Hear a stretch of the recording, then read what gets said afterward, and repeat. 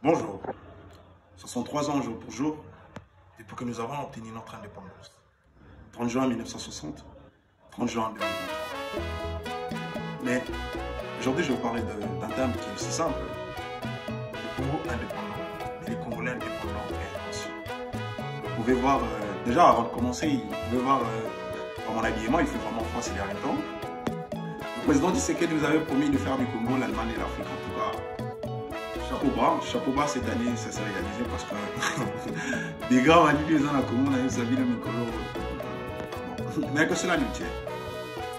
Le Congo est un pays indépendant, avec un scandale géologique. Il égorge dans son sein tout ce que les autres nations aimeraient avoir chez eux.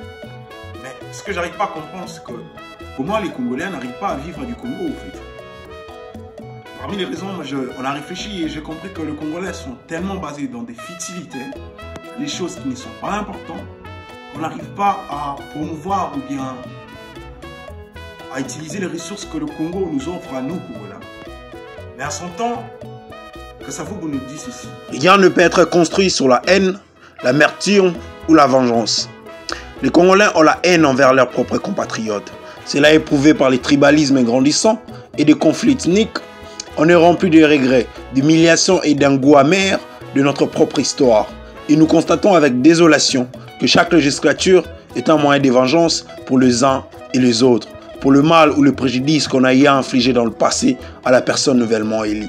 Kasavubu nous avait prévenu qu'on ne construira jamais le Congo ainsi. Mais nos politiciens sont trop cons pour le comprendre. Et Patrice Lumumba ajouta à son temps, je le cite, « Je veux qu'on dise que l'avenir du Congo est beau et qu'il attend d'eux, comme il attend de chaque Congolais, d'accomplir la tâche sacrée de la reconstruction de notre indépendance et de notre souveraineté. Car sans dignité, il n'y a pas de liberté. Sans justice, il n'y a pas de dignité. Et sans indépendance, il n'y a pas d'homme libre. » Fin de citation. Lumumba nous rappelle qu'il est de notre devoir d'assurer la souveraineté du Congo de manière responsable et sensée. Et Joseph Mobutu poursuit en disant « Nous recherchons notre propre authenticité et nous les trouverons parce que nous les souhaitons, dans les fibres les plus intimes de notre être, la découvrir. » Mobutu nous demande de rechercher la vérité, de promouvoir notre culture, nos valeurs et nos idéologies, de reconnaître et d'écrire notre propre histoire, d'arrêter de faire du copier-coller du monde extérieur en demeurant authentique de manière solennelle. Mais une fois de plus, on est trop perdu pour le comprendre. Et Etienne Tshisekedi, jadis, nous avertissa en disant, je le cite, « La voie de la justice et du progrès social est un chemin long, étroite, épinée, d'où l'importance de se préparer à ne jamais céder aux sirènes de la facilité. » Etienne Tshisekedi nous encourage d'éliter, de résister, de demeurer constant dans notre quête pour l'émergence du Congo. Comme jadis, il a mené son combat pour la démocratie et le progrès social.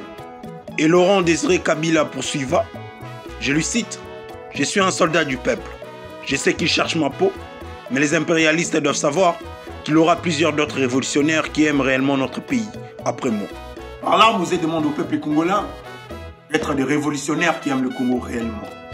Pour combattre le plan de la balkanisation élaboré depuis la nuit des temps par les impérialistes, l'une des causes qui a précipité sa mort malheureusement, et il poursuivant en disant de ne jamais trahir le Congo.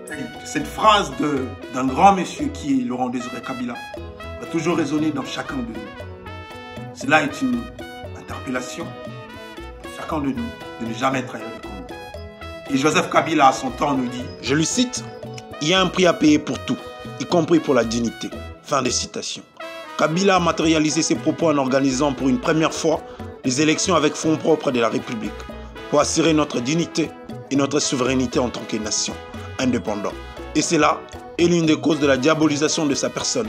Mais qu'on le veuille ou pas, Kabila fit et restera un grand homme d'État dans l'histoire du Congo. Et il rajouta en nous exhortant que face aux difficultés, doutes et angoisses, que souvent celles-ci suscitent, il faut plus de foi que de courage d'oser. Que le jeune se souvienne que rien n'est impossible à celui qui croit en Dieu, en son pays et en lui-même. À celui qui ose entreprendre et qui cultive la discipline personnelle et l'effort en groupe. Kabila nous demande de croire en nous pour pouvoir concrétiser les rêves congolais. Et pour finir avec la liste de citations de ces grands hommes d'État, on va terminer avec notre président actuel qui n'est autre que le président Félix Antoine Tshisekedi. Lui nous demande, je lui cite, nous devons changer et incarner les changements partout où nous sommes pour que le pays évolue. Mais malgré ces propos du président Antoine Félix Tshisekedi qui nous demande de changer ou d'incarner les changements, nous constatons encore avec désolation que les Congolais ou les politiciens ou les hommes qui entourent notre président sont trop diaboliques pour pouvoir changer pour le bien du Congo. Et voilà notre inconscience en tant que peuple qui continue à nous rendre dépendants dans un Congo qui est indépendant. C'est la triste réalité. En ces termes, je rends hommage à tous nos pères jadis qui ont lutté pour pouvoir nous obtenir cette indépendance du Congo et souhaite une bonne fête de l'indépendance à chacun de nos compatriotes. Que cela nous exhorte tous. Merci.